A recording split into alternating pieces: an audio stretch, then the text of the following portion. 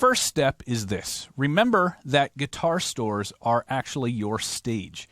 What they're there for is for you to impress strangers.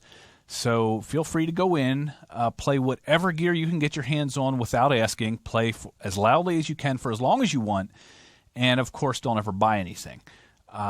This is a great way to be a jerk, but if you want bonus points, what you can do is try and play along with somebody else who's trying something out. Like try and get in on that action. If they're playing some blues, just try and solo over what they're doing. Or for the ultimate jerk thing to do is like try and play the same thing that they're playing. Don't even play along, like play the same thing, just more loudly and maybe faster than what they do. Step number 2 has to do with budget or money. What you want to do is realize that your budget is in fact the only budget that matters. And whether you're on the low end or the high end of the budget, you want to develop really, really strong opinions about the gear that's on that end of the spectrum, and don't ever see value in the gear at the other end. If you want to get bonus points for this step, don't just limit your classification to gear, also classify people on the other end of the spectrum. So if you have never had a whole bunch of money, then obviously guitar collectors and people who buy vintage stuff, you can just write them off as cork sniffers. But if you are a cork sniffer, if you're somebody who's got a ton of money and everything like that, then you can just classify everybody else as having low class and not having any taste and having terrible ears because they can't hear what you hear in your $40,000 Strat. Step number 3 is remember to put big name, famous guitarists back into their place. Their success is, they probably don't deserve it. It's overinflated anyway, and it's very fragile. They'll probably lose everything tomorrow.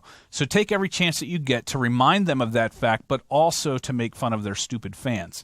If you want bonus points for being a jerk for this step, don't just go after their success and their talent, but go after their motivations. So it's not, you're a no-talent hack. It's you're a no-talent hack who's greedy and has lost touch with your roots. Step number 4 is never give compliments. If you give somebody a compliment on their playing, they are automatically going to assume that you're not as good as they are, and that would destroy your self-worth.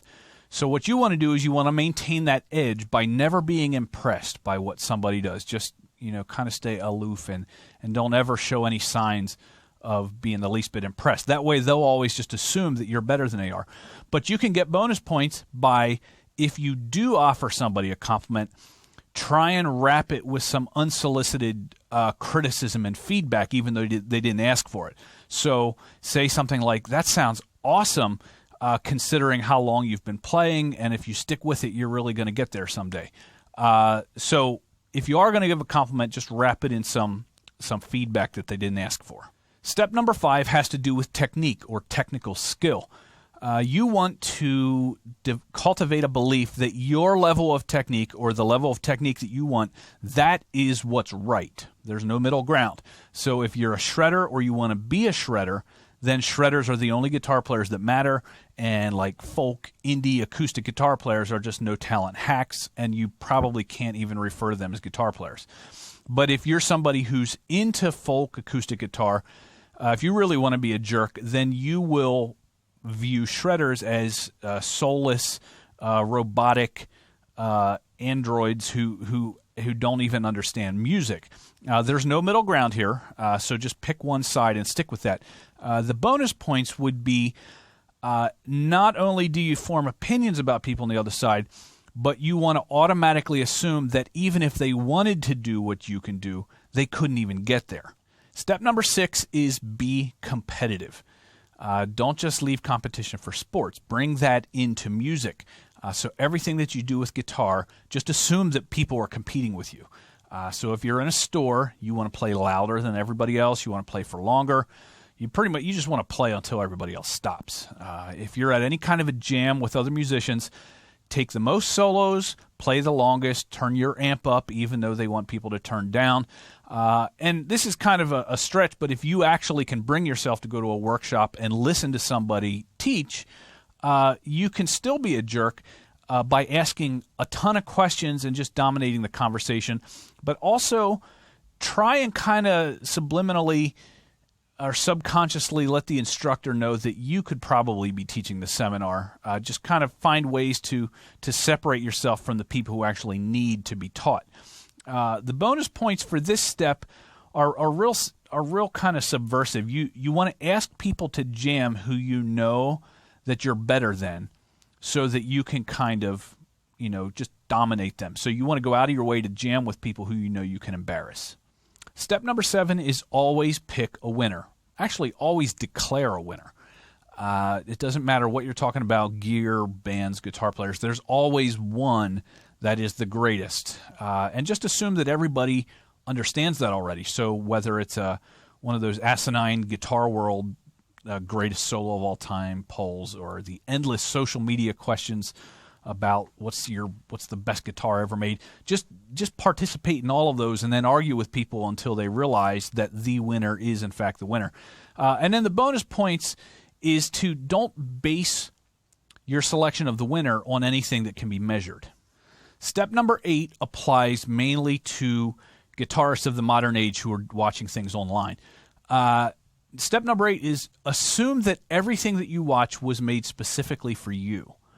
So whether it's a lesson or a gear demonstration or really even a concert, just believe that the person who made it was thinking of you specifically when they made it, and they did everything within their power to match it up exactly with what your expectations would be. So complain about it when it's not what you want to make sure that they know that they're falling short. But then the bonus points are use the crowbar of loyalty to say, if you don't change this, I'm not going to watch anymore, because that's a really effective way to get somebody who you don't like to get them to do what you want. Step number 9 is to believe your own hype. I'm talking about when people tell you how awesome you are at guitar. You want to believe that those kind of comments, the compliments, are 100% objective and 110% true. On the flip side, if somebody gives you some criticism or even some advice, you just want to assume that they're biased and they don't know what they're talking about, and it's just 100% false. You want to believe all the good things about you and none of the bad, and you want to remind people of those things and start to believe that what people have said about you makes you a more important person than other people, especially those who don't play guitar or guitar players who don't get the same amount of compliments. The bonus points for this step are when you're bragging about how good you are online, especially if you're criticizing something somebody else has done, because that's a good opportunity to tell people how good you are. What the bonus points for being a jerk in that situation are if you don't actually have any examples of what you can do. No videos, no recordings, or anything like that. And finally, step number 10 is never help anyone. The things that you've learned are secrets. They're for you. They're not for anybody else. Now, as you find new things out, of course, you have to show people that you've figured stuff out. You want them to know that you've done that, but you don't actually want to help them to do it. And the last set of bonus points for this are whatever you're able to do, just tell people that it's like natural talent. You were just born with it, and they won't ever be able to have that because if they were born with it, they would just be able to do it. So there you have it, 10 easy steps for being a really memorable jerk as a guitar player.